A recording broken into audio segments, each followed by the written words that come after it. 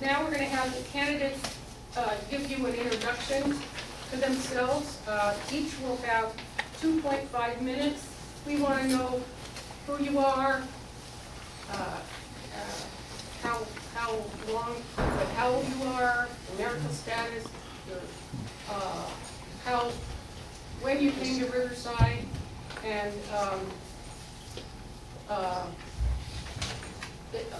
if you have time while you're running for office, that you can put that in the next statement. So this is 2.5 minutes each, and we'll start with Mike Gardner. Okay. Well, first, thank you all for coming this evening, and thank you to the Springbrook Heritage Alliance for putting this on and giving us an opportunity to talk to you so you maybe understand us a little better. I am Mike Gardner. I am your current city council member. I'm just wrapping up my third term, so I've been your council member for almost 4 years now, or 12 years, 4 years. I came to Riverside, actually New Year's Day, 1971, to further my education at UCR. I came from, we called them junior colleges then, up in the Bay Area in Oakland, and that's where I went to high school as well. Came to Riverside, graduated with a dual major in anthropology and geography in June of 1972. Well, in my senior year, I met my wife Joyce, and we got married the following year when I was in grad school. She had 2 children. When I met her, we had another one. While I was still in grad school, I went to work for Southern California Edison. They hired me as an archaeologist, the first archaeologist hired by an electric utility anywhere in the country. And I worked for Edison for 23 years in a range of positions, starting in their environmental group, working through public affairs, regulatory affairs. My favorite job was in customer service, where I ran one of 33 customer service districts that were a jurisdictional piece of the 50,000 square mile Edison service area. And essentially you're running your own little utility. And that was my favorite Edison job. They promptly did away with districts, and so that job went with it. I retired from Edison in 1996. They had an early retirement program you just couldn't say no to.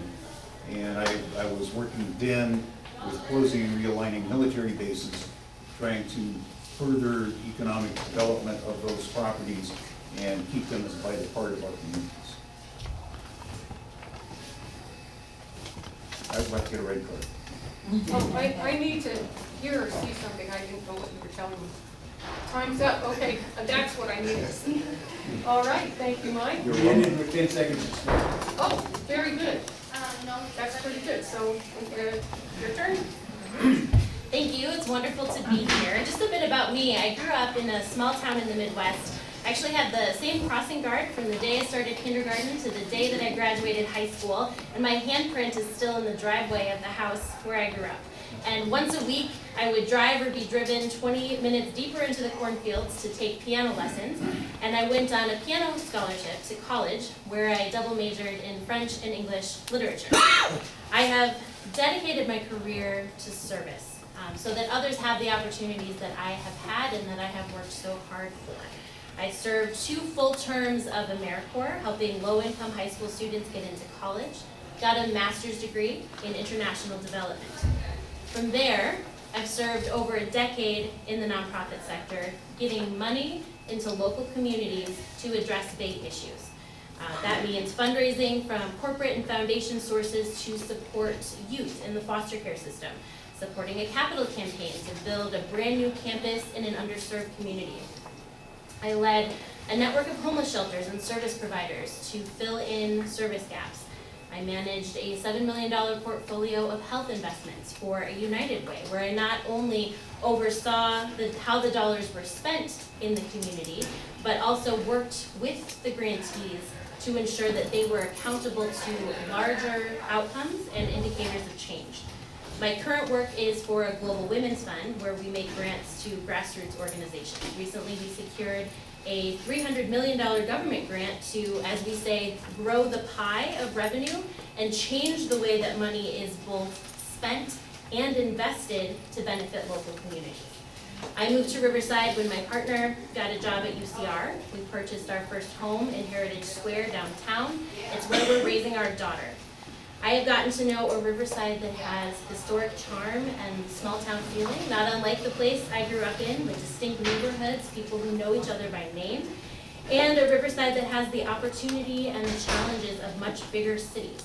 I am ready to hit the ground running on City Council to use my skills seeking and stewarding revenue, looking for service gaps and efficiencies, bringing people and sectors together to address homelessness, to invest in neighborhoods, and put Riverside on the map.